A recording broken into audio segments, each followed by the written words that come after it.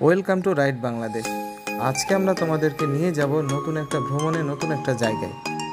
যারা আমাদের চ্যানেলটাকে এখনও সাবস্ক্রাইব করোনি, আশা করব তারা সকলে আমাদের চ্যানেলটা এখনই সাবস্ক্রাইব করবে। আর ইতিমধ্যে যারা সাবস্ক্রাইব করছো তাদেরকে অসংখ্য ধন্যবাদ। আমাদের সাথে যাওয়ার জন্য সবাই রেডি তো? তাহলে শুরু করি আজকের ভ্রমণ। আজকে আমরা যাচ্ছি যশোর থেকে মাগুরা মহাসড়ক ধরে এক সুন্দর ভ্রমণে। রাস্তার প্রতিটি বাঁকেই থাকবে প্রকৃতির সৌন্দর্যের এক অসাধারণ মিশ্রণ। এই মহাসড়কটি সত্যিই চমৎকার।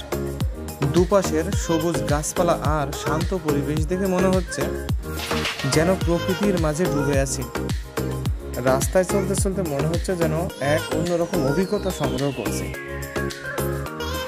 আজকে আমরা তোমাদেরকে দেখাবো গ্রামের রাস্তা, চিত্রা নদী ও যশোর জেলা যে কারণে বিখ্যাত সেই খেজুর গাছ, যেই জেলায় বাংলাদেশের সবথেকে বেশি খেজুরের রস এবং খেজুরের গুড় উৎপাদন হয়।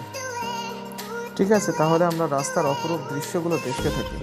কিছুক্ষণ পরে ফিরে আসবো আমরা চিত্রা নদীর পাড়ে, যেখানে এক পাশে আছে চিত্রা নদী এবং অপর পাশে আছে সবুজ ধানক্ষেত।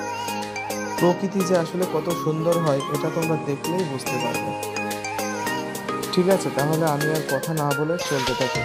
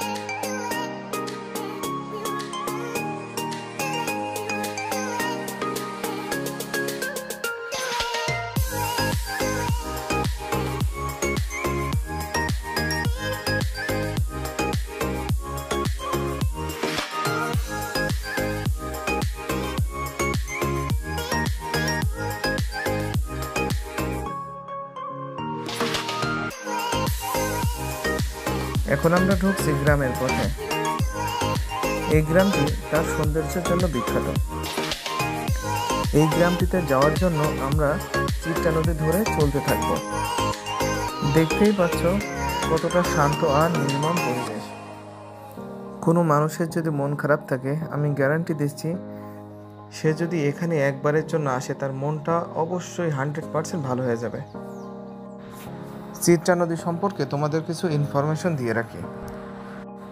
চিত্রা নদীটি বাংলাদেশের দক্ষিণ পশ্চিমাঞ্চলে অবস্থিত একটি গুরুত্বপূর্ণ নদী। এর প্রাকৃতিক সৌন্দর্য এবং শান্ত পরিবেশ বিশেষভাবে মনোমুগ্ধকর। নদীটি যশোর ও মাগুরা জেলার মধ্য দিয়ে প্রবাহিত হয়েছে এবং এর তীরবর্তী এলাকাগুলো গ্রামীণ বাংলার অপূর্ব সৌন্দর্যের এক নিদর্শন। চিত্রা নদী খুব শান্তভাবে প্রবাহিত হয়, যা দেখলে মনে হয় প্রকৃতি এক শান্ত ও নির্জন আবহাওয়া তৈরি করছে। নদীর জল টলমল করে এবং বিশেষ করে বিকালের সময় সূর্যের আলোতে নদীর জলে প্রতিফলিত হয়। এটি এক অসাধারণ দৃশ্য। নদীর আশপাশে রয়েছে সবুজ গাছপালা, শস্যক্ষেত এবং গ্রাম প্রকৃতির দৃশ্য, যা নদীকে আরও মনোরম করে তোলে। নদীর তীরবর্তী খেজুর গাছ ও অন্যান্য সবুজের সমারোহ চোখে পড়ার মতো। নদীর পাড়ে বিভিন্ন গ্রামের মানুষদের দৈনন্দিন জীবনধারা, যেমন মাছ ধরা, খেজুর গাছ থেকে রস সংগ্রহ করা বা নদীর পাড়ে ছোট ছোট নৌকা নিয়ে চলাচল, সব কিছুই গ্রামীণ জীবনের এক প্রাণবন্ত প্রতিচ্ছবি। চিত্রা নদী তার প্রাকৃতিক সৌন্দর্য, নির্জনতা এবং গ্রাম বাংলার ঐতিহ্য বহনকারী একটি নদী। এটি এমন একটি জায়গা যেখানে প্রাকৃতির কোলে বসে শান্তির শ্বাস নিতে পারা যায়। আপনারা দেখতে পাচ্ছেন এটা একটা শ্মশান।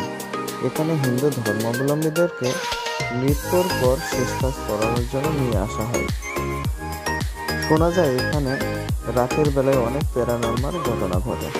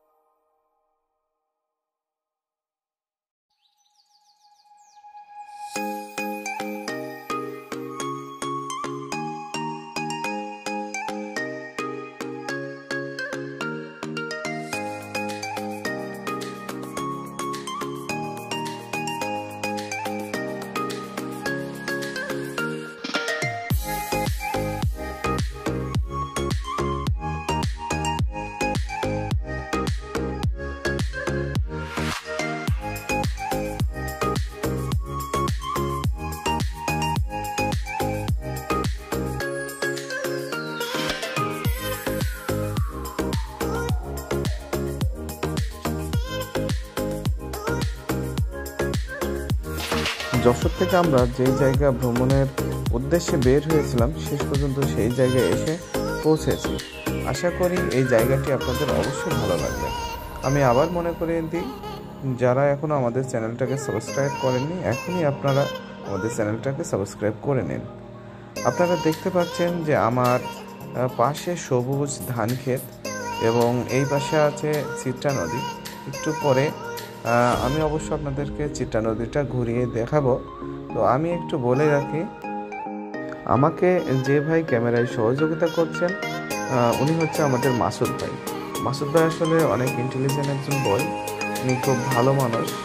বিশেষ করে আমাকে শারীরিকভাবে সহযোগিতা করে। আমার ভিডিওর পিছনে আসলে ওনার অনেক অবদান আছে। উনি আসলে আমাকে শারীরিকভাবে সহযোগিতা করার জন্য আমার সাথে এসেছে। আমি আপনাদেরকে একটু বলে রাখি, আমরা রাইড বাংলাদেশ চ্যানেলটি একদম নতুন খুলেছি, যার কারণে আমাদের ভিডিওতে অনেক ভুল ত্রুটি থাকবে, আমাদের কথাবার্তা অনেক ভুল ত্রুটি থাকবে। দয়া করে আপনারা ক্ষমা সুন্দর দৃষ্টিতে বিষয়টি দেখবেন। আর একজন ভাইয়ের কথা না বললেই নয়, রাইড বাংলাদেশ চ্যানেলের অনুপ্রেরণা দেওয়ার জন্য সবথেকে বেশি গুরুত্বপূর্ণ ভূমিকা পালন করছে আমাদের শাহাদত ভাই, যাকে আপনারা দেখতে পাচ্ছেন। শাহাদত ভাই চ্যানেলের পরামর্শদাতা হিসেবে সার্বিকভাবে সবসময় সহযোগিতা করে যাচ্ছে।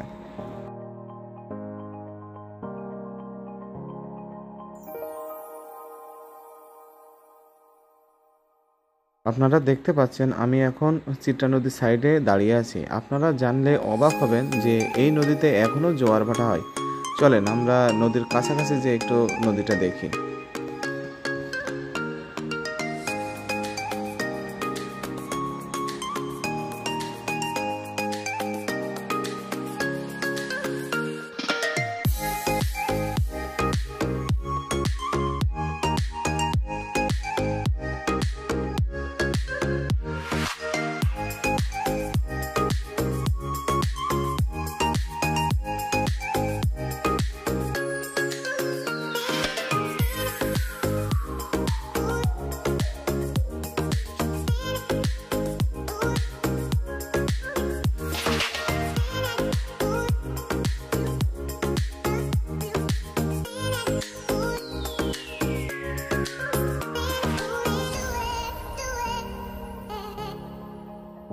তো আজকে আমাদের এখানেই নদী দেখা শেষ।